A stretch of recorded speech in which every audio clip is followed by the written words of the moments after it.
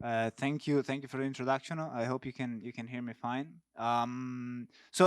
First of all, I'll apologize in advance because this sort of I mean you may see a lot of similarities with the work that Tomiyuki has presented because it was sort of concurrent work.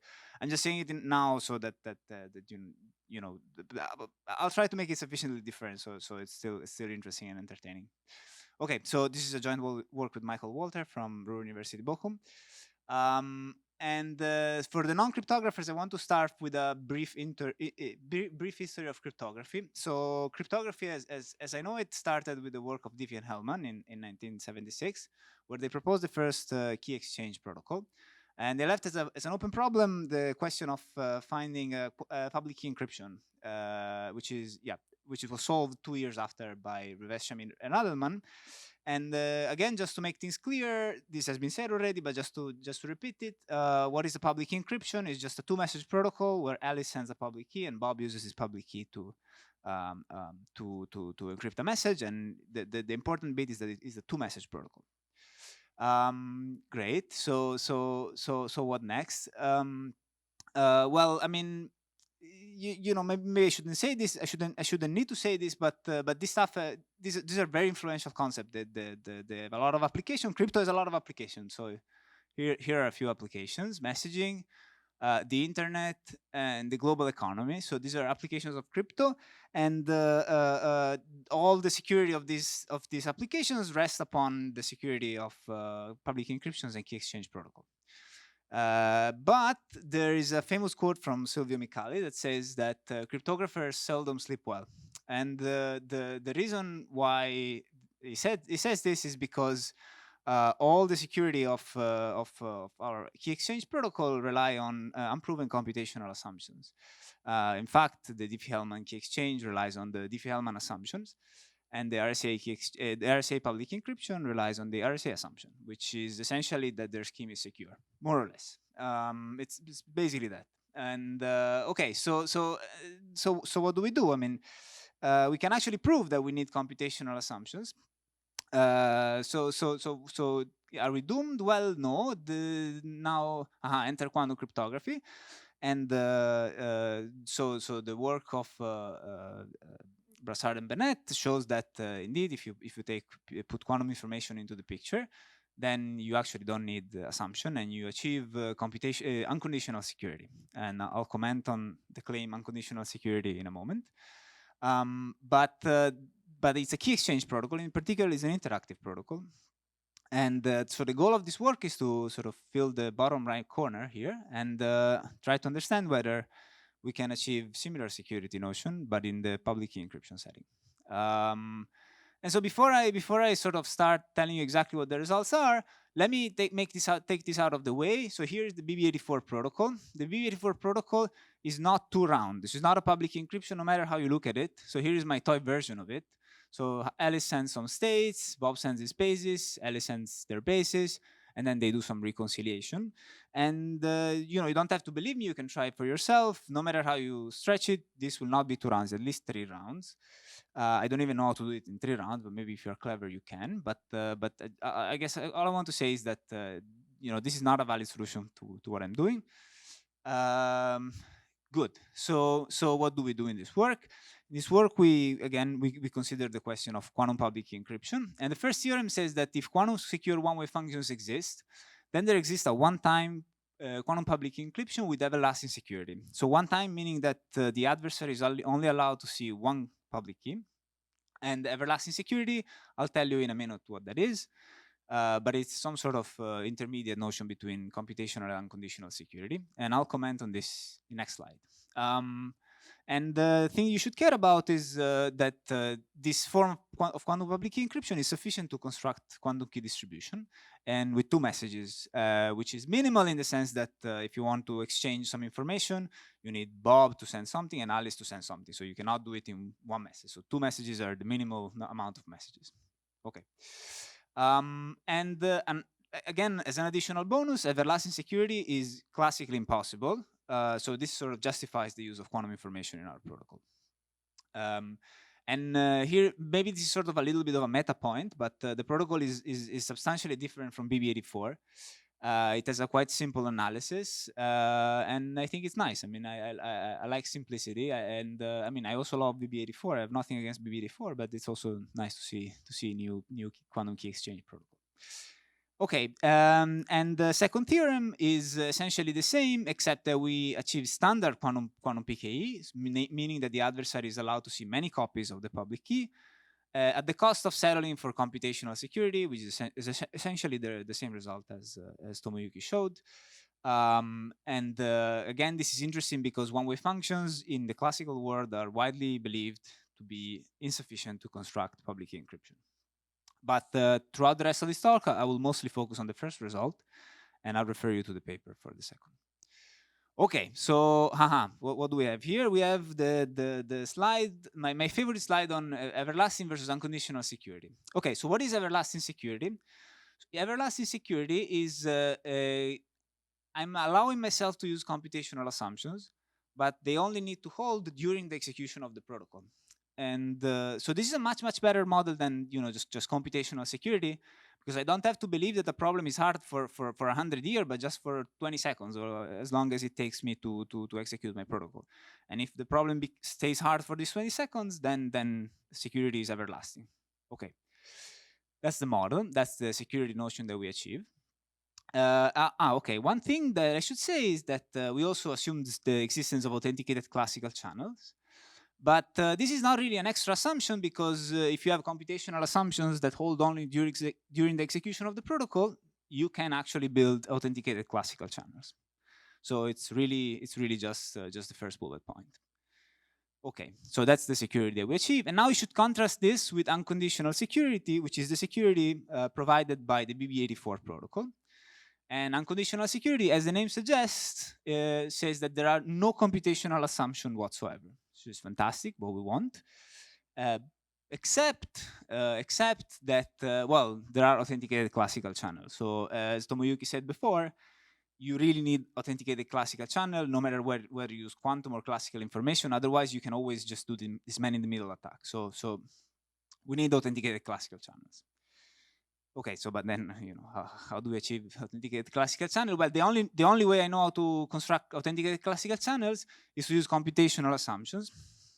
But the good news is that they only have to hold during the execution of the protocol, and now hopefully you start seeing the similarity between the two models, and the reason why, at least from my perspective, they are not very different from each other. But okay, maybe you're a theorist, you don't care about this practical consideration, and you say no, unconditional security with authenticated classical channel is a different model. Fair enough. I'm not going to argue with you. But again, maybe from a very practical perspective, there is not a lot of difference between these two models. But we will concentrate on the one on the left. Okay. So with that out of the way, I'll just show you the roadmap for this talk. Is going to be some definitions. I'll show you the protocol and the proof, and then I'll conclude with some remarks and open problems. So definition, I'll just define what quantum public key is, and you probably have already seen this, so I'll just go through it quickly. It's syntactically, it's the first message of quantum public key is just a message from Alice to Bob. So here I sort of differentiate between the classical part of the public key, which I call PKA, and a state row. And I also emphasize that they are sent through two different channels, because one is a classical string and the other is a quantum state. But really, it's really just part of one message from Alice to Bob. And Bob can use this information in order to encrypt a message of their choice. And given the secret key, Alice can decode the message. So this is the syntax. Now, the security that we want to it suffices for QKD, and maybe you believe me on this, and if you don't, you can look at the paper. But so again, throughout this talk, I'll just focus on this primitive. Okay, security. So security is a little bit subtle how we define it. So let me go through it a little bit slow. So we consider the experiment between Alice and Bob and Eve. Eve is actually a quantum polynomial time attacker, and it receives the message from Alice, and afterwards it can forward any message of their choice to Bob, except that we impose the fact that Eve should not change the classical part of the public key of Alice. Again, this reflects the assumption that I mentioned before of having authenticated classical channels. But again, let me stress that we actually pose no restriction on what the adversary can do with the quantum state. He can take the state of Alice, throw it away, and place its own here. So it's a perfectly valid attack. And now Bob flips a coin. Depending on the output, encrypts either message 0 or 1 using this information. And the way we define security is that the residual state of the attacker, the trace distance between the residual state of the attacker for the case 0 and for the case 1 should be negligibly close to 0. So what are the takeaways of this definition? So first of all, note that the attacker is a polynomial time algorithm, so it's an efficient algorithm, but the security guarantee that we get in the end is statistical. So this is a statistical security guarantee, which sort of reflects precisely what we wanted, which was everlasting security. So as long as computational assumptions hold during the execution of the protocol, security is afterwards unconditional. So just double checking that this is what we want. Okay, so and now I can show you the protocol, and I'll show you again the everlasting variant, and for the computational variant, I'll refer you to the paper. And before actually showing you the protocol, I have to recall the notion of one-time digital signatures, which is a well studied notion in crypto. And it formally consists of 3 algorithms. The first is this key generation algorithm, where I generate a secret key and a public verification key. We will think of the verification key as some public information that everybody knows, and the secret key as something that we keep for ourselves. And we use the secret key to sign messages and to produce signature sigma. Then everybody can then publicly verify them using the verification key, which again is a public, let me say this again, it's a public information.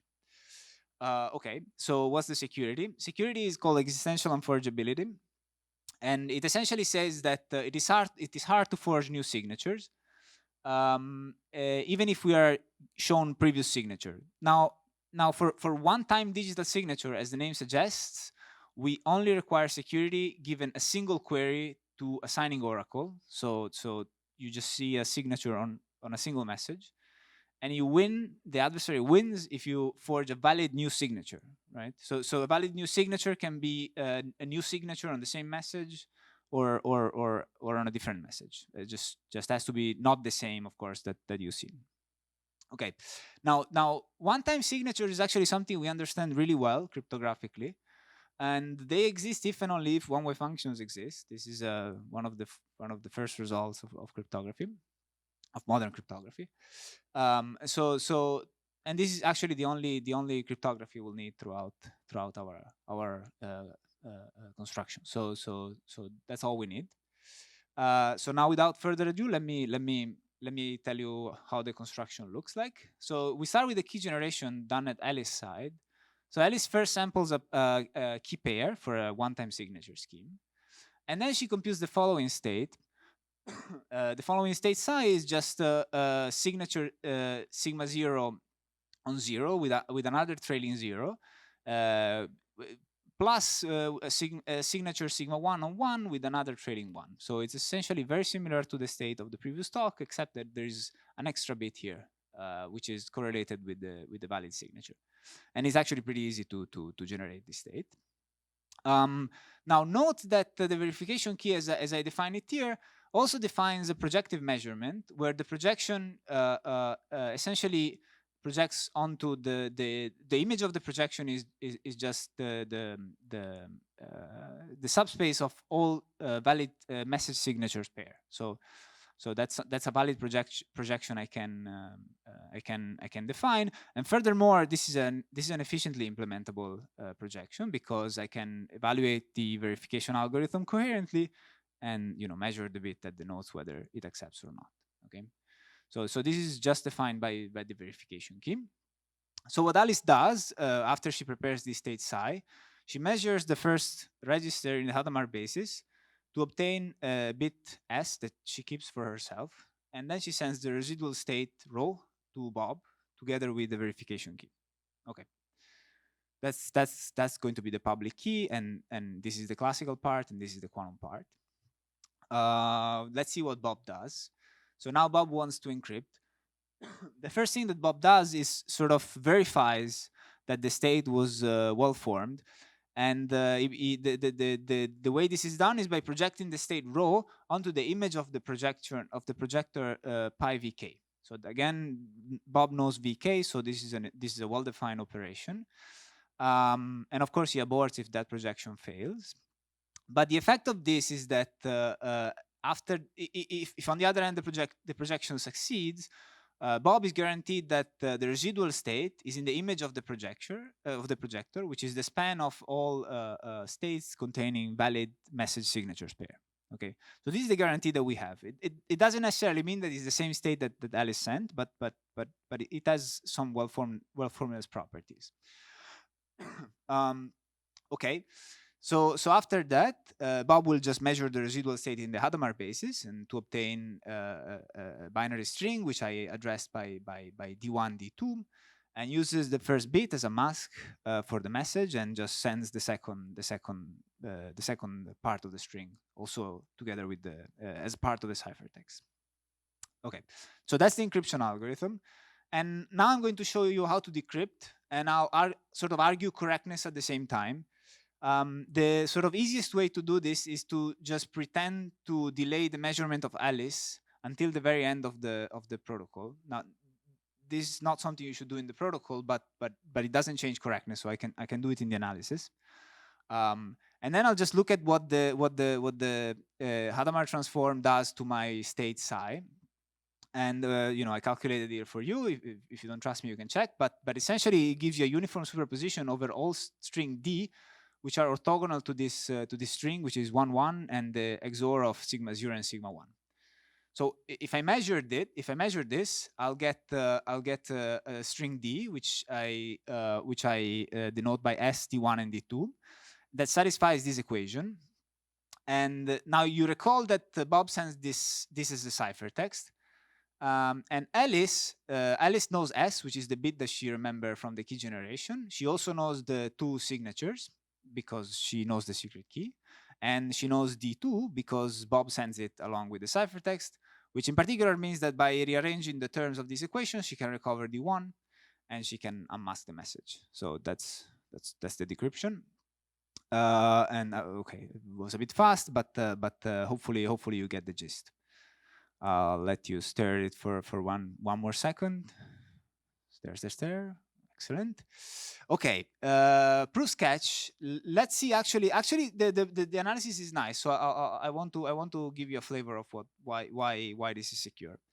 So now we have to look at things from the perspective of the attacker. And the thing that we can say now immediately is that if Alice measures her first qubit in the Hadamard basis, in fact, any basis, the residual state of the attacker is just a classical mixture. So it's either this with probability half or this with probability half. Okay, good. So, and recall that the first thing that Bob does before encrypting is to project in the state on the span of the valid message signature pair. So states that satisfy this equation. So this means that there's not a lot of things that the attacker can do, right? So one obvious thing that the attacker can do is do nothing. So he can just get the state and pass it along. Of course, that's what we want. But okay, but that's not the only thing. He could have also put some sort of non-trivial amplitude on the other signature. For instance, in this case here, we are let's say in the case where we have 0 sigma 0. Bob would accept even if there was a little bit of amplitude in 1 sigma 1, right? It would be in the correct subspace. However, this actually contradicts unforgeability, and it's not that hard to show. And so we can actually rule it out using computational assumptions. So we are really left with the sort of trivial case where the attacker just does nothing. But now we are measuring the basis state in the Hadamard basis, so we get something uniform. So at this point, no matter what we do with this D, if we XOR anything, it will be information theoretically hidden by the one-time pad. Okay, good. So and this is literally it. So that's the entire analysis. I mean, of course, I oversimplified a little bit, but not much actually. So this is basically the core argument. Good. So conclusion. So this is the last slide. So let me mention, as I already did, that there was a concurrent work by Kitagawa, Morimani, Nishimaki, and Yamakawa. You heard the talk before, which they have a very similar construction. They only cared about sort of the computational security case, whereas our main result is sort of the everlasting case. But on the other side, they have this nice compiler that allows them to achieve CCA security, whereas our construction is only CPA security, CPA secure. So you should, bottom line, you should read both papers. And I also want to say that there has been a lot of follow-up work, two follow-up works, although this work is very recent. One that used the same techniques to build cryptography with certified deletion from minimal assumptions, and a very recent one that appeared on the arXiv a few weeks ago on revocable digital signatures that uses related techniques. And okay, open problems, there are a lot of them. You know, I think it's very exciting, and it's a very fascinating area. And so, for instance, one problem is to improve the key rate. We didn't attempt to improve the key rate of this at all. We just did sort of the trivial thing. It would be interesting to see if we can do better. Another thing is that we, of course, assume that all states are delivered perfectly, which is obviously not a realistic assumption. So it would be interesting to see if one can achieve similar things in the noise model. Yeah, another interesting point is that you know, compared with the BB84 protocol, our protocol has sort of much bigger coherence state. In particular, you cannot just execute the protocol by just manipulating single qubits, and which is, you know, it's relevant because you know, that's essentially what we know how to implement, whereas there are challenges for our protocol. And it would be very interesting if one could actually, you know, solve this challenge with sort of a theoretical construction. We have the feeling that, you know, you need to do something different, but we don't know how to rule it out. Another interesting question is about assumptions. Tomoyuki already said this. One-way functions are not the minimal assumption, or not believed to mean the minimal assumption in quantum cryptography. So the question is, can you do this from even weaker assumptions than one-way function? We don't know. And finally, experiments. Actually, yeah, we are very curious to see if one can actually, you know, does this work in the real world? Not clear. So, and we are very interested in this question. Sadly, neither Michael nor I have the competence nor the equipment to do any of this. But you know, if you have any, you're curious, please get in touch. We have some ideas how to make it maybe more approachable from a technological perspective. Okay. That being said, I'll thank you for your attention and conclude my talk.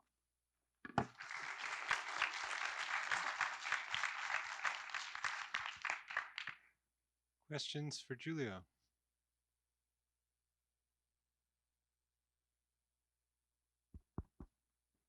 Hi, thank you for the presentation. Actually, I had a question about your security definition of Yes. epsilon security. Is this equivalent to composable security for quantum key distribution? For example, if you have epsilon composable security and use one-time path, do you have the, yeah, are the definitions equivalent? Yeah, so no, the one that we define, okay, I will not manage to go there with my pointer, but so the one that we define is not equivalent to composable security. We define a game-based version of security. We did think about composability, but I have the feeling I don't know how to prove the current construction composable. So the one that we define is just, you know, one-time game-based security, so not composable. And again, like, let me stress once again that our model is different from the standard model that one would use for quantum key distribution, which would be the unconditional security, whereas we really just get everlasting security. Thanks. Sorry, I have one question. So, in your model, do you assume some sort of authenticated classical channel? How is authentication done in your? Right. So we just assume authenticated classical channels. we don't, you know, we don't in the paper we don't really worry how that's done. We just assume that they exist. I mean, in practice, the way you would do it is by using digital signatures. So essentially, what we use there. So you know, you sign all the classical messages that you submit, and the receiver would just verify the signature on the message. That again, that only provides computational security, but only during the execution of the protocol. So that's, yeah, digital signatures. It's actually the only way I know how to construct you know, authenticated channels.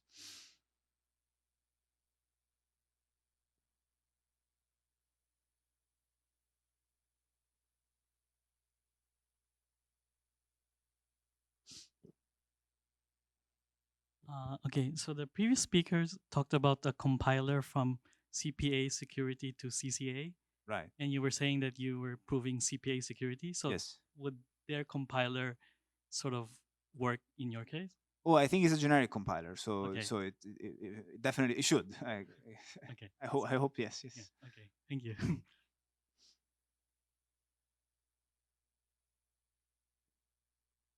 Can the scheme be used to send a quantum message, a quantum bit? Yes. Because So it sounds like the rebuking of the unforgeability. It's not quite clear that it. so I mean, this is a generic result. If you have a way to encrypt, okay, I'm only thinking about CPA security, but if you have a way to encrypt classical messages, you also have a way to encrypt quantum messages by using a quantum one-time pad and just encrypting the key of the quantum one-time pad. That's like a generic result. Now for CCA security, if you are talking about quantum states, I don't know if that was your part of your question, but I'll say it anyway. I think that's a little bit more challenging, even just to define what CCA security means, because now you have a quantum state. What does it mean that you don't query the same? So there's actually research in that direction. Yeah. Thanks.